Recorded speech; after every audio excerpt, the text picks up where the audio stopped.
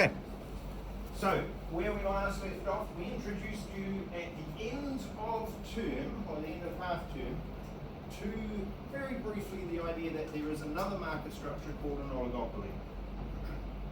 And we considered a strategy that these particular businesses are going to use called game theory. And we're going to re-look at that in a minute. But first, here's what I would like you to do. You can do it in teams, you can do it individually, but I would like you to illustrate using your notes.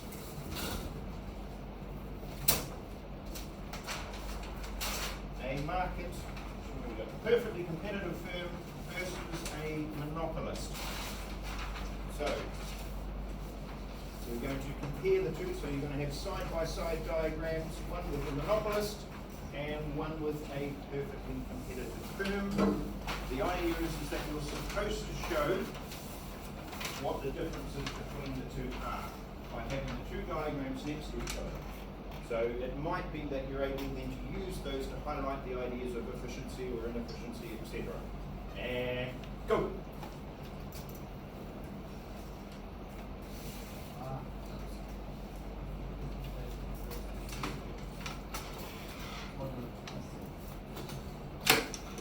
It is good to see you all back.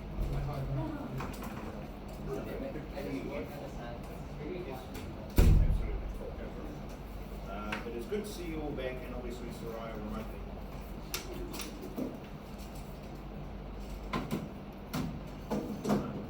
So if you do them side by side, so monopolist versus a perfectly competitive firm.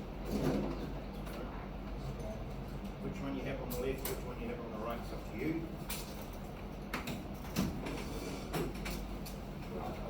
Game you play at home. Look, the tiny wee thing. Look at that. It's so cute.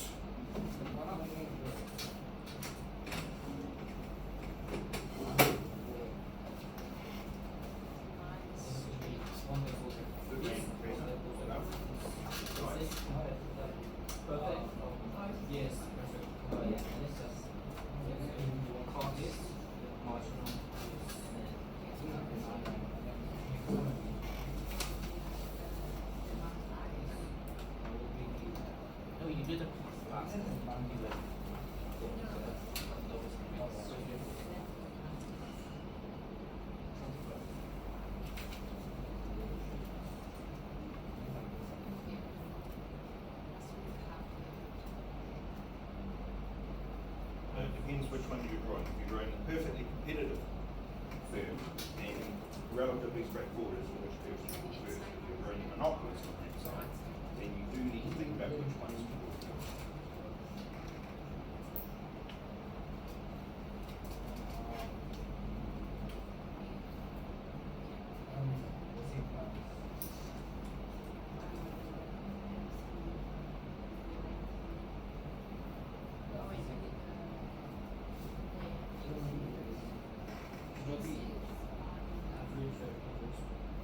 But again, it depends on which one you're doing. If you're doing perfectly competitive, yes.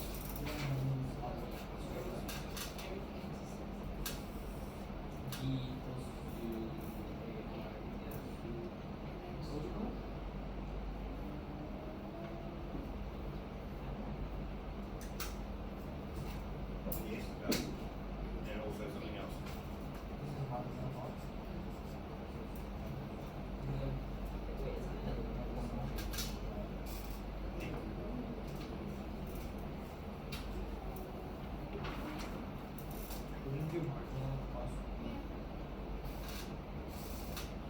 Marginal cost. Marginal revenue. What shape is the marginal cost? 92, yeah. All right. The average was average. Track the underlies. Should we run that first or the I draw marginal cost first, because then you know where the intersection is. Yes. And yeah, so U shape is a leaning upwards tangent.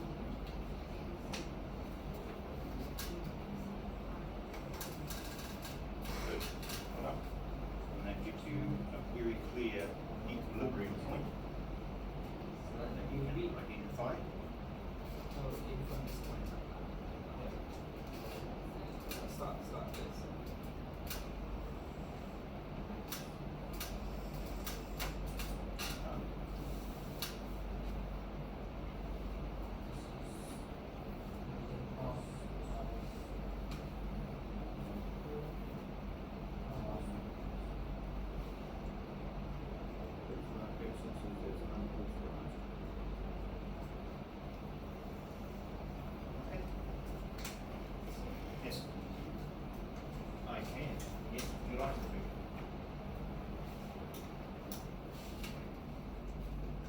You're not a fan of the fans. I knew you would say that. I was We're waiting for them. That's how sad my life becomes.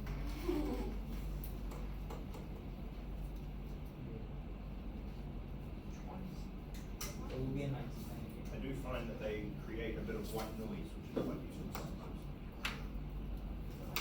Sometimes. And then replace it across the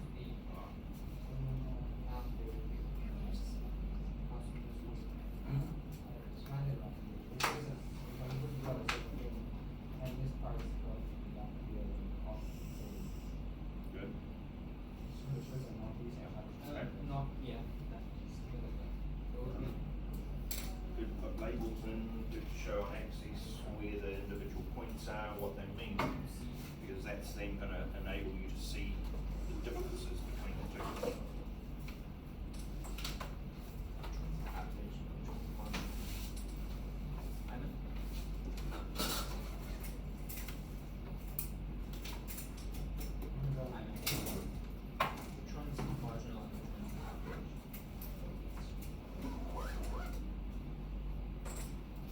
Change your entrance to the PLD.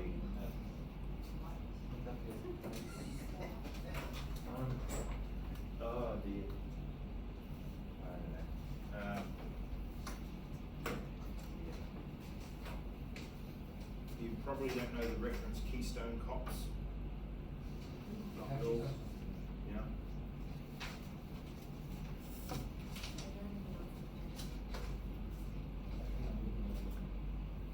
We had a special guest speaker due to come in to give a speech, and she's not coming.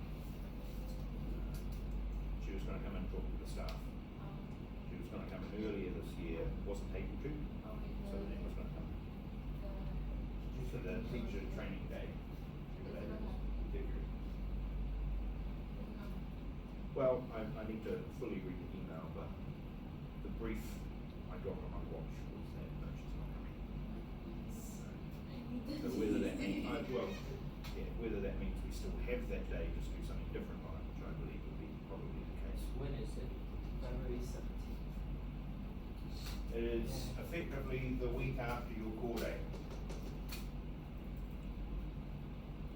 Which I always find quite funny, because in the 1970s in New Zealand, to express surprise at something, you'd say, core!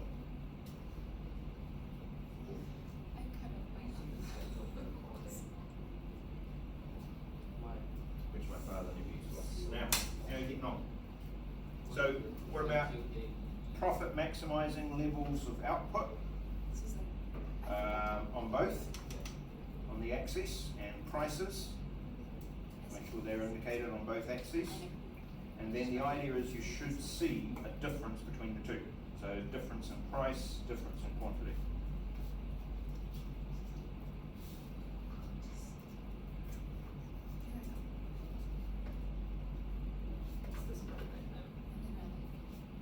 Wow. You're quite the artist. You know?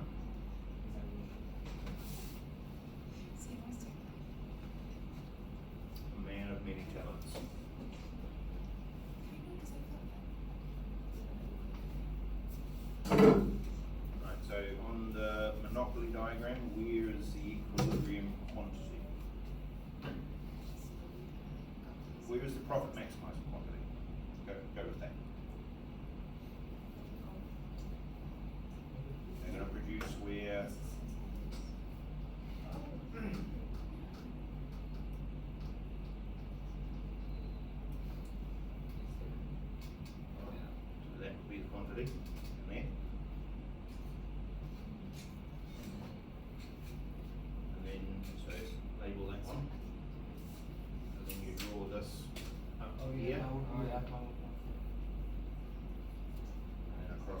price axis, and that gives you a price.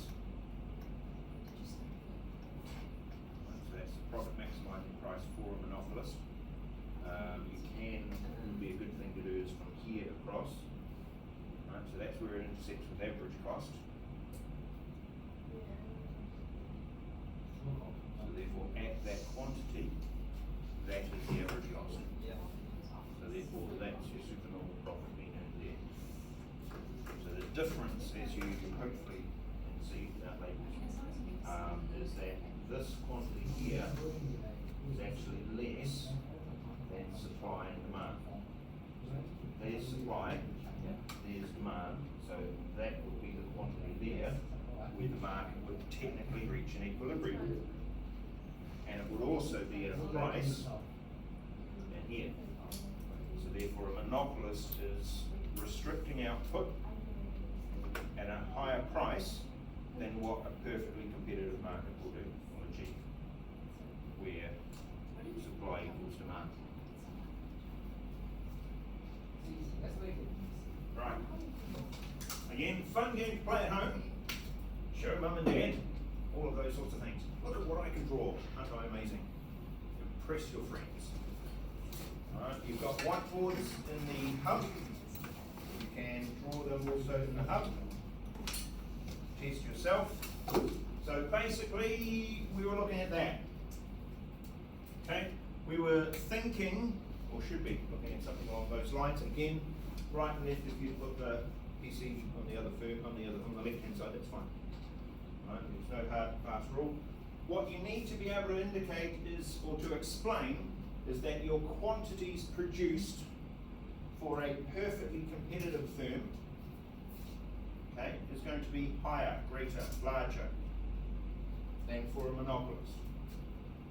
The price charged for a monopolist is going to be higher than the price charged for a perfectly competitive firm. The monopolist is producing at MC equals MR, which is their profit maximising quantity, and pricing at, well, in this case, MC equals MR. Okay? Therefore, they are not pricing where supply equals demand. So they are also not allocatively efficient. Whereas our perfectly competitive model would benefit consumers more with a lower price and greater quantity, and they're allocatively efficient.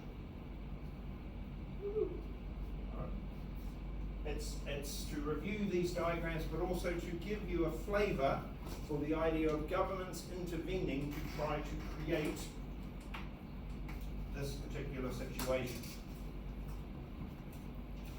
Now, we will have a think about this in the not too distant future. All right, very soon. We're going to start discussing policies to improve efficiency. We're going to start thinking about long and short run effects. If we decide that we're going to subsidise businesses to make them more competitive, what are the long and short run effects of that? If we decide to regulate businesses so that there are prices that consumers are happy with and quantities that consumers are happy with, what are the long and short run effects of that? So impacts on stakeholders is going to be really easy. Consumers, producers, the government, very straightforward. We know those. And then of course the idea of reality versus theory. Perfectly competitive, we've already said, nice in theory, but maybe not a realistic approach for the world we currently live in, okay? The business world we live in. There's an awful lot of economics happening at the moment, okay? Almost too much to see it's all coming at you all at once, okay? Britain has formally left the European Union, gone, done, whilst you're away. That's what happened with that, yeah? They have a year to try and sort that out now. Right? And if they don't sort out all of the laws and regulations and immigration, for Pete's sake, visas, etc., all of that, if they don't sort all of that out by this time next year, then there's going to be some real issues. Right? And so that's just one thing that's been going on. Sorry? No, there isn't. It's just a picture. Oh. Yes. Alright. Now, to the last in our market structures. This is an oligopoly. It is the favourite one for economists. It is the one that you are going to be able to actually individually study. You can find real life examples. You can see the effects that we're going to talk about within it. The joke here is oligopolies are a big club and you ain't in it. The idea, as you also can remember, excuse me, from the video, the music video about oligopolies, is that there aren't many of them. There's a few. That's it. Alright? To which some people might say, oh, few. Alright? There aren't many of them. They are able to set the price. They're price makers, just like other imperfect competitors. They are also, however, have a homogeneous product which sets them apart from the other imperfect competitors. Okay? And in a minute we're going to start discussing possible real-life case studies. There are barriers to entry and exit. Sometimes some of those barriers are going to be quite substantial. Right? Very expensive potentially to get in. There is the potential for this word here, collusion. Collusion. Now I know we're very familiar with this word because in America it happens apparently quite a lot. What does it mean? What are you doing if you're colluding?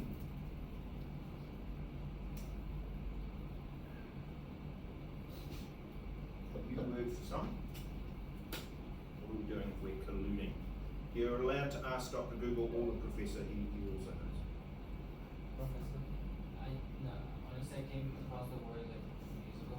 Isn't it? It's like it's illegal. Can be. It's like merging or working together, sort of illegally. Yes. Yeah. It's like a special sort of deal, but like a secret pact. You know, that sort of idea. That other. We're going to work together to achieve something. Yeah. So the captain of the two sports teams get together and they say they want to rig the sports event. Yeah. Okay. And that actually has happened. If you've watched the history of sport, you will have seen, particularly football, right? But other games as well where they have actually rigged games. Right? And the captains, the coaches, they've actually, you know, think this is what we'll do because it will work in our favour. So collusion is about having an agreement. It's might be about pricing, might be about output, might be about marketing, it might be all sorts of different ideas about your business, but you are engaging in a practice that perhaps other people might consider to be unethical at least, if not illegal at worst. Now our friend Adam Smith wrote about it, okay? And he said it was one of the business evils. He talked about it, how there was no benefit to society for businesses to talk with each other. That when they do, they're actually going to conspire. Conspiracy, right? Collude, conspiracy, same sort of idea. They're going to conspire against the welfare of society. Okay? Now, you think to yourself, does this really happen? But they can. Right? And there are many examples where this actually has happened and is currently happening. Right? So, first challenge for you, yes, I haven't written it up yet, is to work out what business this one is. It's an oil business, is it? Okay. What do the initials stand for? O-P-E-C. Give you a bonus points if you can work out one of the initials. Petroleum is the P, yes? Organization of Petroleum Energy Countries. Close. It's exporting as opposed to energy, but yes, bang on. See, the point was this. Organisation. Organisation of petroleum exporting countries. So it's those countries that produce oil, they've set up this company that is an organization. They are actively working together. All right? Why? What do they hope to achieve? Monopoly. They're wanting to boost the prices of their particular product. What is their product? Oil. All right? In order to make themselves more money, more profits. Yeah. They are wanting to behave, even though there are few sellers, they're wanting to behave like a monopoly. So therefore, the only way to do that is to get the other business to agree with you. We want to raise prices. Oh, okay. All right. We want to restrict output. That's incidentally quite often what they will do. They won't be manipulating the prices, so to speak, but they'll just be reducing the amount of output that they produce. Less oil in the market causes the price to go up. Okay. So you might remember a little while ago there was a bomb or something attack in one of the oil refineries in one of those countries. No? Remember that one? Yeah. And it caused a bit of a very short-term supply shock in the world. The other members of the OPEC all of a sudden said, okay, well, we'll increase the volume of oil from us. So they did that. Therefore, the price didn't go as high as it possibly could have done. OPEC, real life example. Now, do you know anybody who works in the oil business? You do? Yeah. Can I ask the name of the business? Shell. Shell? You don't know the name of the business? You said you know somebody who works in the oil? In Saudi Arabia. Saudi Aramco, okay. Shell is quite a good one. There is another company called BP, all right, British Petroleum, formerly known as. If you sign up to work for those businesses, you used to, assuming still do, have it written into your job contracts that you will never talk to anybody who works for the other business. All right? Because if it becomes known that you have even just remotely talked to them, it can be a problem. Because you can be seen to be colluding. All right? So there was a classic example where there was a person, they worked for Shell, I think, or BP, I can't remember now, and they met someone at a party and they were having a conversation, and then the conversation got around to, what do you do for a living? And they said, I work for this company, and it was the opposite, their opposition essentially. And so they had to say, sorry, I'm going to have to stop you there. I cannot continue this conversation any further because of my job. And they had to then leave the party. That's how strictly these sorts of things can be controlled.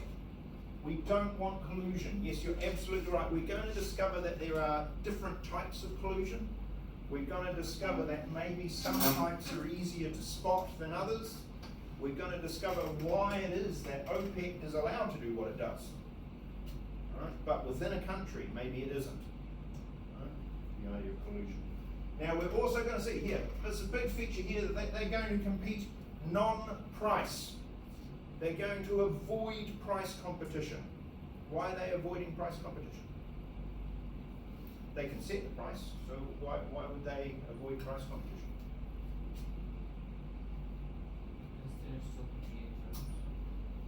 Because they're still competing firms. They're still competing with the other firms. So if they change their price, the other firms are going to change them as well. Remember game theory? You're trying to make your decision based on what you think the opposition's going to do. So if they start changing their prices, you're going to change them too. And we're going to see that that's going to create a world of weirdness that makes this so interesting to study. And there are a lot of them out there. A lot of studies about this particular business, this particular structure out there. Our average cost curve is going to be even more saucer shaped. So a little bit flatter, okay? Because of economies of scale. We're going to find that it is possible that the buyers themselves are actually quite small because they don't have the power that they might in other markets. So oligopolies, aside from being one of the most fun words to say, aside from being a cool music video that you can watch at your leisure, you are going to find that they are actually a very common business structure out there. They are imperfectly competitive, so maybe the government needs to cut them off. Maybe the government needs to regulate them. Maybe the government needs to ban the practices that they are engaged in. And sometimes they do. There was an example in New Zealand where a petrol company decided to talk with another petrol company and say to them, hey, you know that marketing campaign that you've got going at the moment and we've got a similar one, how about we scrap it? If you scrap yours and we scrap ours, you know, fair's fair. And so they did, but they were working together to do that. And they got found out, and they got fined a bit of money. Turned out to be not a lot of money, but enough. They got found out for collusion. Right. Are we okay with the word collusion so far? We are going to discover a little bit more about it in a minute. These are key features. There is going to be one really scary feature that's going to come back, and we're going to see that soon. And that is going to be one of the most defining features of an oligopoly. Do note that that idea of homogeneous products is there. Right? Underline, highlight, whatever you need to do, because that then also is one of those standing out features, making it different from any other imperfect competitor. What is the few? How many are there? We use the word few, so how many are there? Well, how many businesses? Few sellers, how many is that? 2 to 5. Sorry? 2 to 5. 2 to 5, I think? Slightly more? Maybe. 10, apparently. Guesses? Yeah.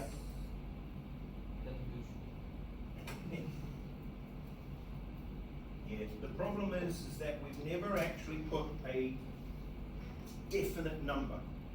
Alright? We do know the minimum. There has to be a smallest number. Do we know what the smallest size oligopoly possible would be? 2. Why 2?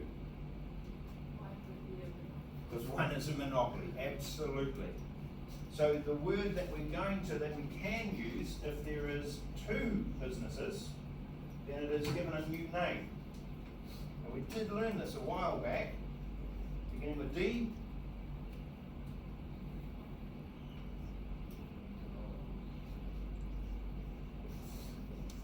A duopoly. Because there's 2. It is considered in literature the smallest oligopoly structure that there can possibly be. It is essentially, as correctly pointed out, 1 step away from a monopoly. So therefore, duopoly, 2 of them. So most oligopolies are going to have more than 2 players. Yes. However, is there an oligopoly that you can think of that is more or less a complete duopoly? Been in the news quite recently, in fact several times. Duopoly example, real life, always helpful.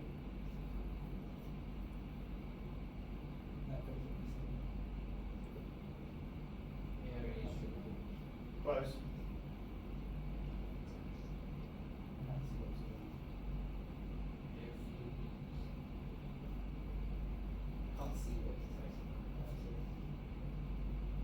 Oh, Boeing and Airbus.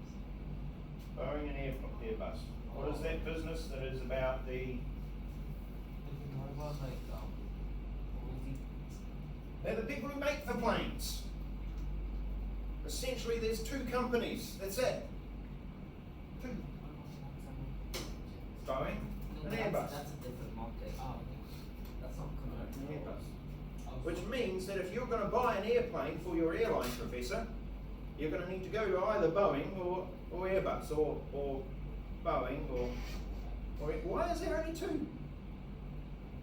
So hard to It is. But when you're able to, where am I here? Economies of scale, right? That's quite a useful idea because you're big enough to do it. But there are, as you correctly suggested, it's very difficult to do. The barriers to do that quite significant. So when there are problems, like say with Boeing with their MAX plane, which seemed to suggest that the ground was actually lower than it really was, right? Okay, then you've got to, oh well, we don't want to buy any Boeings, let's buy Airbuses. Yeah, have you got to name your business? Airbus, marketing wise, not sure, but right. I don't know what we would call it other than that. So key features, we're going to learn one other, and it will be a scary one, but we're not learning that just yet. Okay, so here's a visual review.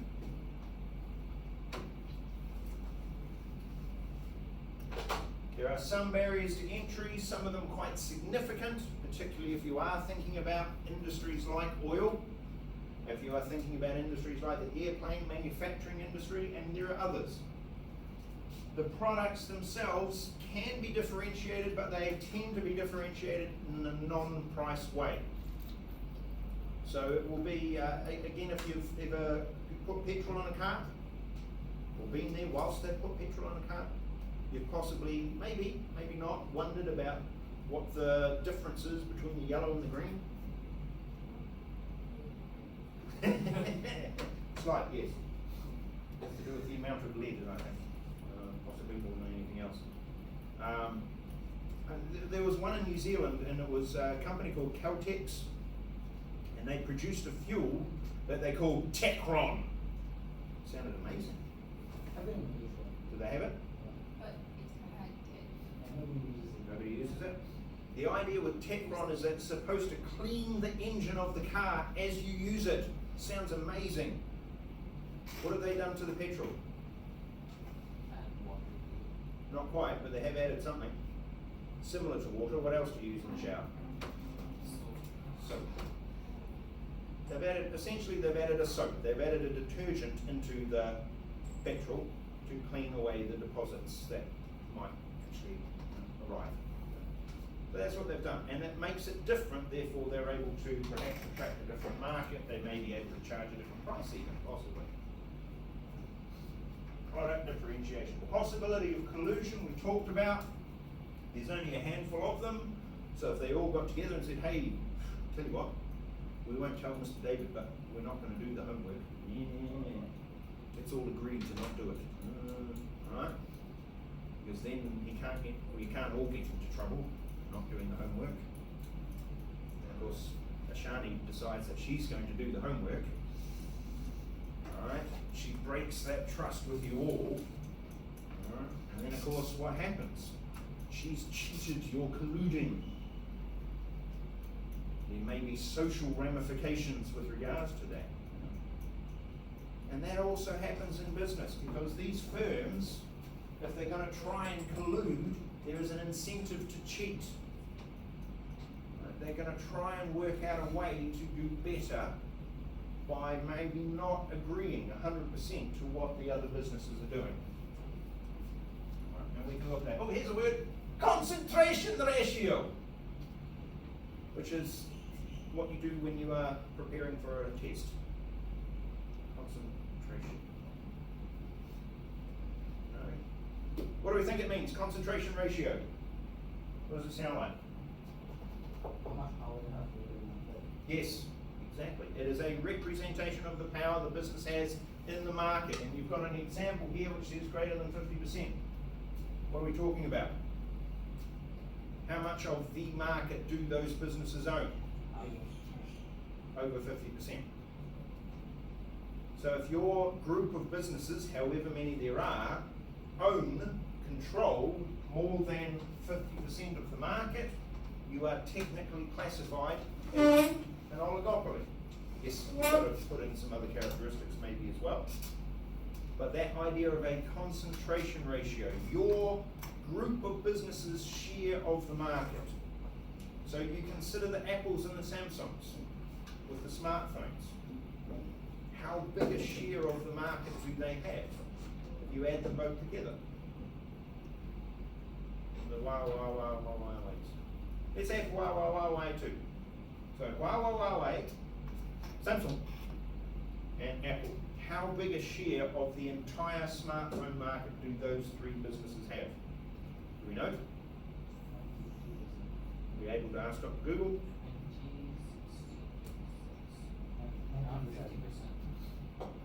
Around 50% for the three of them.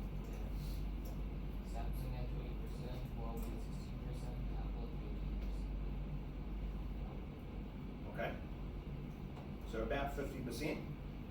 So therefore, you could technically classify that industry as an oligopoly. Those three, more or less, are over 50%. Some years more, some years possibly less. I don't know what the next one down is. Do they say what the next one down is? Is it Acco or Acco or whatever it is? Xiaomi and Yeah, 8%. 8%. So then you could actually have 5 in that case. And in which case that group of 5, that's another 16% on top of the 50. That's quite a bit of the market there. So therefore, concentration ratio and illustration, a calculation that can be done, and about how big a market could possibly be, or how big your collection of companies' control of a market could be. So it might appear as a paper 3 question, where you personally have to work out, based on what you've just done, the total share of a market for a group of businesses, like the Apples, the Samsungs, and the Huawei. And then you work out, based on their concentration ratio, whether you would say that they're an oligopoly. Are we okay with that? Now again, this is one of the favourites for people doing economic EEs, another one, because they're able to find all sorts of examples around where they live or the area or whatever and say, is it an oligopoly? Well, I've got these characteristics, does it meet these? What about the concentration ratio? I can do some calculations. Yeah. So quite a good question to come up as an EE, which is why it comes up all the time. There we go. The idea of game theory that we touched on. Your business within the oligopoly is going to potentially consider the actions of the other firm. And if you think Maxi's firm is going to decrease their prices, you will have to act accordingly. Because if you don't, he will steal your customers. Can you see a problem with that strategy? What's likely to happen? Everybody starts cutting their prices, and then what happens? What happens if every business in an industry cuts their prices? What happens to their levels of profit? Decreases. Are all businesses earning the same level of profit? So if you start decreasing the profits of all of the businesses within an industry, you're going to find some businesses who simply are unable to continue to operate. So what we can see possible with game theory and oligopolies is that it could lead to what's called a price war. What is it good for? It could. And it's again a great discussion, academic research that can be done because price wars happen. You can find many examples of them. In New Zealand, we had a price war with domestic airlines, which did cause a problem that there was at least one firm that couldn't continue as a result of the price war and went bankrupt. Right? I used to use the expression that the end result of a price war is that there will be blood on the floor. Right? So it rhymed and it helped me think about the idea that this will affect businesses, their profit levels, their market share, and maybe their actual possibility of even operating at all. Supermarkets in New Zealand, an oligopoly. We had 4 main operators in the entire industry. That was before some of the mergers, so there might only be 2 or 3 now. Right. And we had price wars all the time. Okay. Could lead to a price war. If a price war was to happen, then you would expect to see casualties amongst the businesses. You would expect to see their profit levels fall. You would expect that maybe their market shares will collapse. You would expect possibly to see a business maybe go bankrupt as a result of it. And again, there are examples littered through history. Now, why I'm stressing that is because if this question comes up in a paper 1 about oligopolies and price wars, and it's part B, 15 marker, you will be expected to have a real life example. Yeah. So, have you noticed that I have included a particular graphic?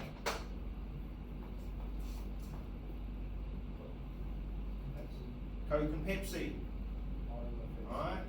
The 2 combined businesses were well over the 50% threshold for an oligopoly of their particular category of drink. Right? In fact, what is it, the number 3 or number 4 was Red Bull?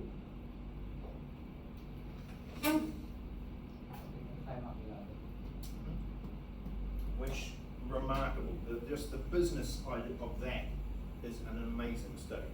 Right? It went from 0 to like 100 in seconds, basically.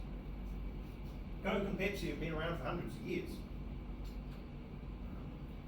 They were the businesses. They were competing with prices.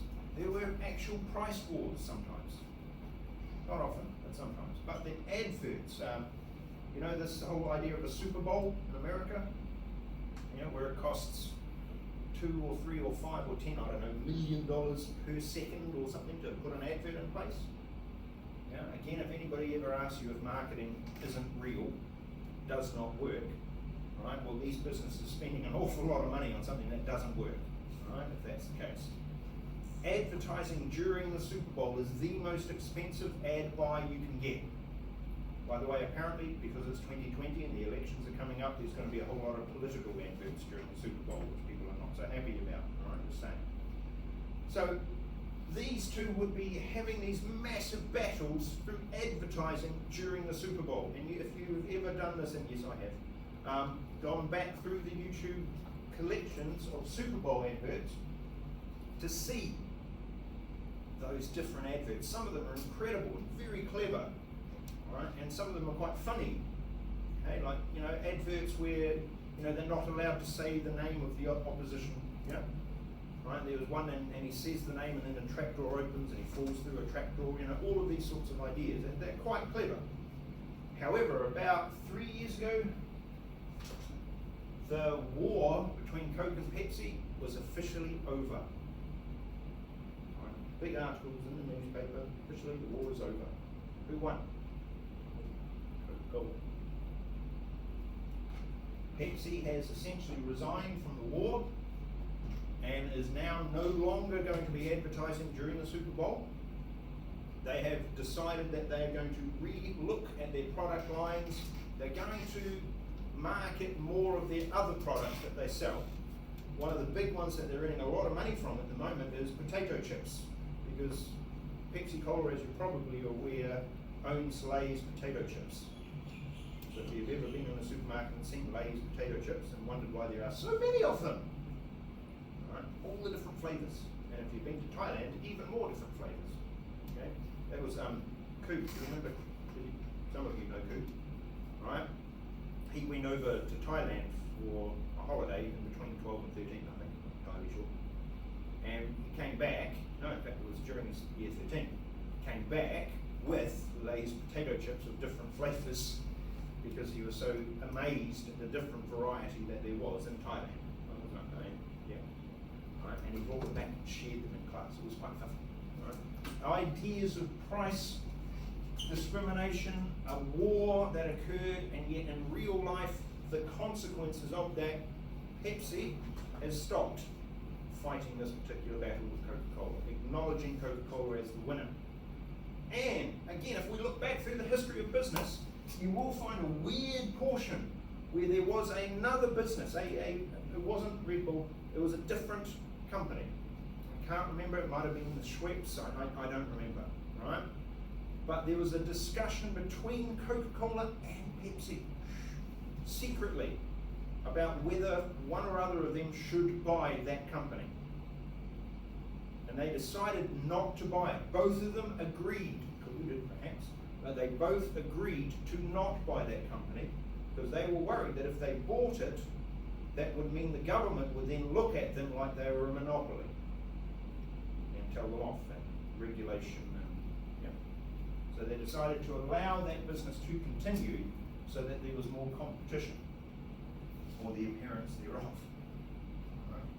Remember, Coca-Cola 2 years ago increased the budget for normal Coca-Cola for its marketing campaign they increased it by $1 billion US, which means that their total marketing bill for that one product that year was $5 billion.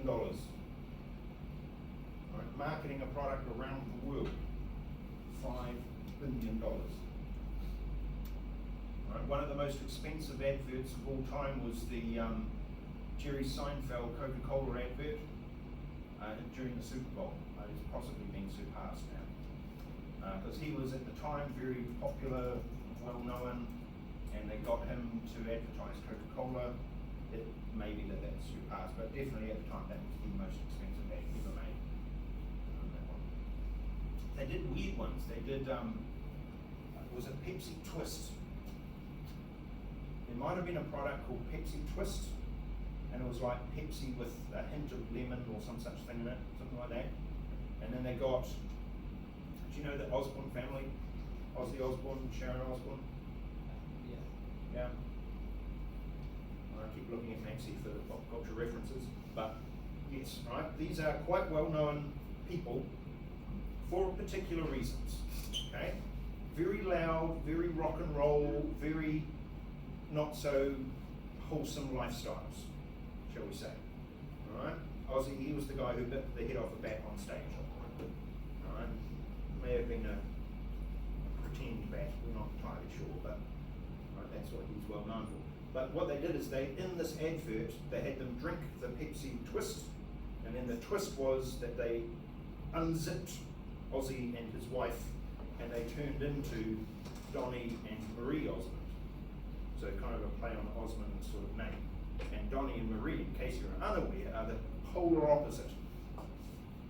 Very clean cut, wholesome singers, musicians again, from the probably 70s now. Brother and sister? Yes? No? No. Anyway, so that was the idea with that. Right, prices, price wars. We did the idea of the police arresting our criminals. You may not have seen that particular screen, by the way, just saying. Mischievous Maxi. I was going through an alliteration, you may have noticed. And Scandalous Raya, who's hopefully watching or will be watching at home. Right, so we discussed the idea of the prisoner's dilemma. Oh, look! There's some other prisoners that we had in the jail cell. You missed the jail cell scene, by the way. It was a good one. Now, so we decided that it was, there's the other crew. Alright, this from the other class. That they were using game theory in order to work out their strategy. So what am I going to do next? Well, if I plan it like a game, where I have a payoff matrix, right, where I say if I make this decision, this will be the outcome. If I make this decision, this will be the outcome. If they make this decision and I make this, and you actually build up a grid of all possible outcomes, then you can plot what decision you make based on your understanding of the opposition. And we do it all the time. Classic examples of game theory is in games. Hence the name. Right? You play based on the opposition, what you are expecting them to do. Right, so we voted on all of that. Collusion tend to be an agreement to limit competition to act as a monopoly, the idea to increase prices and profit. So as said, we're going to add some depth to that idea. And here's the depth. We can classify collusion as either formal or informal. Alright? Because this idea has been around a long time, there are alternative ways to explain it. So there is additional language that we can use. Apologies in advance. We can talk about explicit collusions or tacit collusions. You may not be as familiar with the word tacit. Alright, essentially we're meaning the same as informal. The word tacit means secret. If you're doing something tacitly, you're doing it secretly, without a whole lot of other people knowing. This is again the language that would be good to pepper any answer that you have with. This is the seasoning that you use to demonstrate just how fantastic a rock star you are. If it is formal, it could also be known as open. What that means is it is legally binding. There's like a written contract. You've got a formal, written up with lawyers and all of that, document that says you are going to do this with prices and this with output.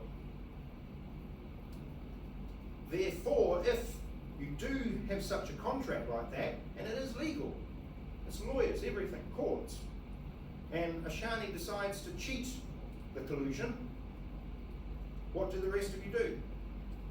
You can actually take her to court, because she's breaking a legal agreement. Does that make sense? Whereas if it is informal or tacit, there is no formal agreement. It's all done through, nods of the head and handshakes and winks and, secret messages and code, invisible ink, I don't know. Okay? You don't want those sorts of agreements written down. Okay? You don't want to have any paper trail evidence. Right? Something the current President of the United States is aware of. Okay? Don't want evidence of collusion. Okay? This here is possibly more real for what we see today. Possibly. Part of a tacit level of collusion is the idea of price leadership. That's a tricky one. Because imagine that the professor's business is so big and he's got the ability to set his prices, he sets his prices and everyone follows. So is there agreement between them all? Or are they just playing follow the leader? Yeah. When we said we don't want a price war. So if you've got one very influential business, say like the Apples of this world, with regards to smartphones, you would expect that they will be price leaders. They are going to set the price for the smartphones. And if you've seen the prices of the Apple smartphones, I'm sure you have, you will know how expensive they are. Or Apple setting those prices, the other businesses will follow. They may not set them exactly the same. There will be some differentiating between the different products, some marketing differences potentially as well, like some bundling that might occur. But is that legal? If somebody's just playing price leadership, is that legal? What do you think?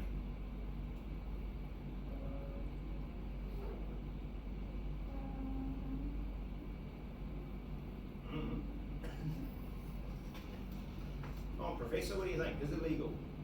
Make a stand. Be on one side of the fence. No? Okay, Professor says it's not legal. Maxie? Yeah. Maxie says it's legal. Shani? Legal. Terrell? Just nodding the head, so legal? Yes. Illegal. Sorry? Illegal. Legal? Illegal? Jonathan? Sorry. Legal or illegal? Pick one. Legal. Legal. Jonathan says legal, therefore it must be true. Now, here's the thing. Price leadership actually is legal. But if you're having conversations about it, If you are in, you know, closed door rooms saying, let's change the prices, that's not legal. But the act of looking in the newspaper, as we used to all the time, look at the newspaper of the other supermarkets and the prices that they're charging for things and go, oh, look, they've done this. Oh, heck, we better change ours too. That's perfectly legal. What isn't legal is when you get together to discuss it. All right? And as I said, with the supermarket, with the petrol stations, it can be marketing. It can be, we're going to do this in our marketing. Do you agree with us doing this? That's illegal. Right? Now, yes, there will be different rules around the world and different ways that these sorts of things can happen, different countries and all. Generally speaking, because it is reducing competition, we will say it's not a good idea. What about this one? It's a legal binding agreement. So how do they get away with that?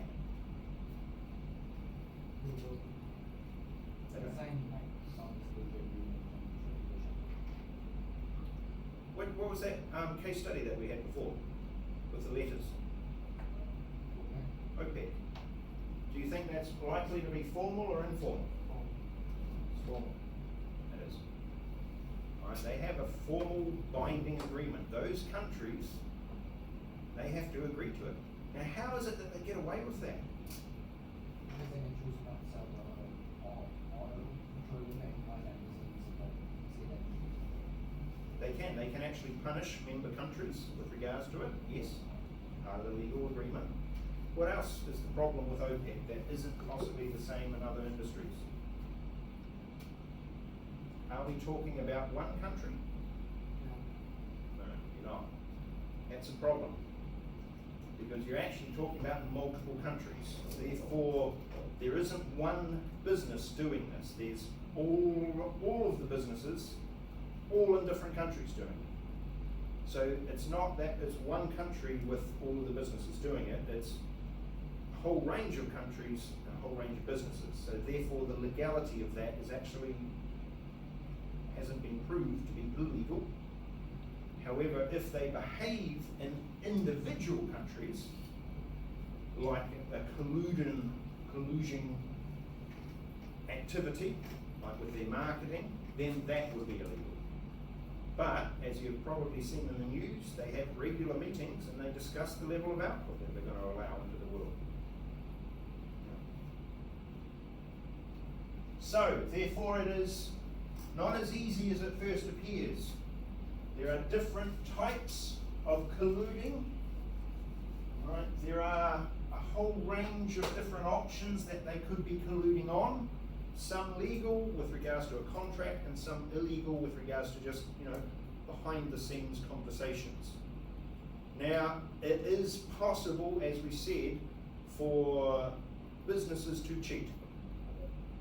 Okay? Within the actual, oligopoly itself. So they might be colluding, but one business might say, hey, tell you what, if I increase output of oil, I'm going to get more market share, because my price will go down. So they could cheat, could. And businesses do. There's an incentive, and the biggest incentive to cheat is market share and revenues, which would lead to profits. Now, if you know you're going to get away with it, why wouldn't you? Of course you would. With OPEC, however, there are avenues for them to punish member countries who break the rules. All right.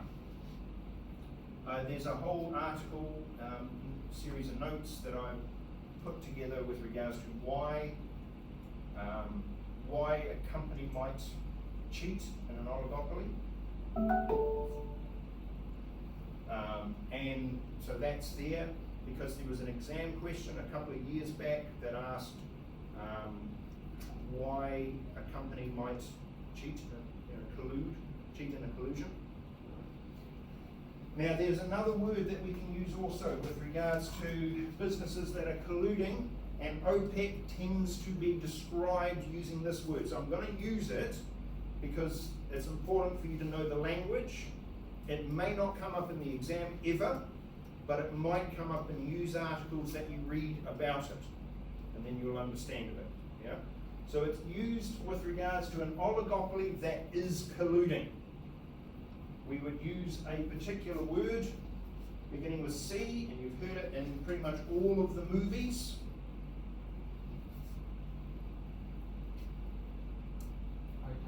Yes, well done. OPEC tends to be referred to as what's called a cartel, right?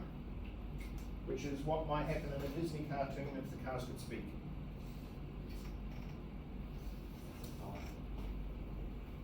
Okay. So you might see that in news articles, OPEC, the oil cartel, the cartel of oil producing. So you know that that's what they're referring to. A group of countries that are colluding might be referred to as a cartel. And you've seen it in the movies because they will talk about drug companies, maybe as a cartel, or illegal drugs as being from a cartel. Right? There's possibly more where you've seen that particular word. It is one of those emotive words that you use that puts additional emotion into the language, which means that you tend to view it in a negative way. Oh, tear came in. Alright? So sometimes the language that we use in economics, if collusion isn't scary enough for you, it's a cartel. Therefore, you're more likely to say it's bad and we need to stop it. Yeah? Right. Oh! Now, I did say that there was one characteristic that was going to be a little scary. It is the most fun part of an oligopolist. It is amazing. There it is. What's happened? What's going wrong? It's broken. Yes. Isn't that amazing? Look at that. See this? Marginal revenue gets to here, then stops. Then restarts here and goes down. There's like, you've broken it. And put it in two. But it's even weirder than that, because which one is the demand curve? AR. What's happened to that curve? It's not straight. And again, we're going to need to talk about language, and again, when we do this in New Zealand, there tends to be a few giggles. Apologies in advance. We can describe this demand curve, and it is the last feature of an oligopolist. The demand curve, we would say, is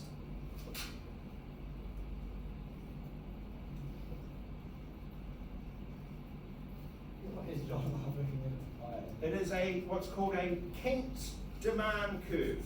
Please note that it is called a Kent demand curve, not any other derivation of that phrase. Okay? When you write it in an exam, as I have had in New Zealand, write it, please, as a Kent demand curve. The other derivation of that word might mean something different. Okay? Alright? What this means is just like you've got a hose and you've bent the hose. Okay? You have produced a bend, right, in the hose. So this is a kink in the hose, a bend. Alright? It's that one. It is, again, it is one of the coolest features of this. You can see why economists get really excited because they're going to draw these things. Right? Gaps in the curves and bends. It's not straightforward. It has elements of extra academicness to it. So straight away you're going to look at that and you're going to work out very quickly why there's a bend in it. Or if you don't work out why there's a bend in it, you're probably going to very quickly work out what the bend means. So, what does the bend mean?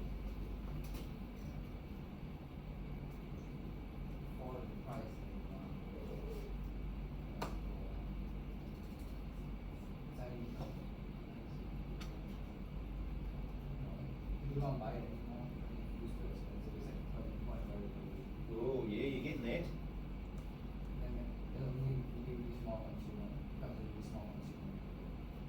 You're absolutely getting there. There is an economics term that we must use. And it's one that you've got to stretch all the way into the past of this year, okay? Right near the beginning of the course, where we actually explained what's happening. However, we didn't explain it in one demand curve like that, we would explain it with two demand curves. Does that give you any hint? Yes, well done. You need to talk about elasticity. You need to look at the two curves as almost being two separate curves. Yeah? They have two different levels of elasticity. Quite different, as you can see. So therefore, the price changes that might occur could have very different effects dependent on which segment of the demand curve you're looking at. One segment is more inelastic, one segment is more elastic.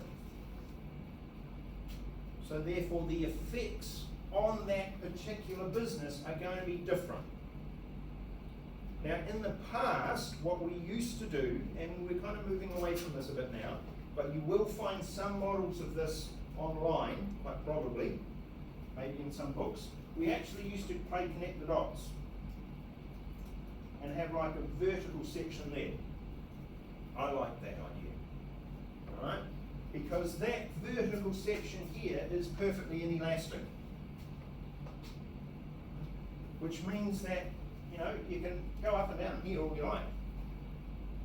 There will be no change to quantity there, none.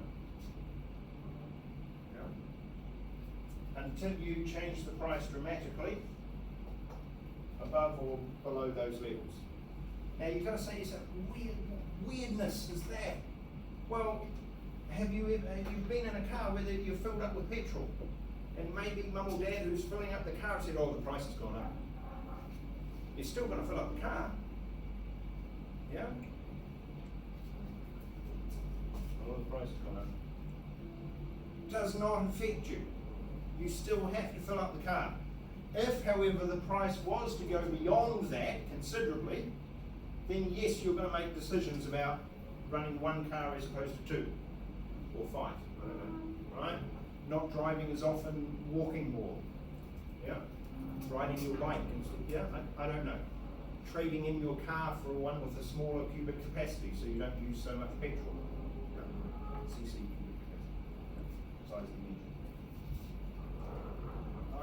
We tend not to draw that vertical line in there anymore.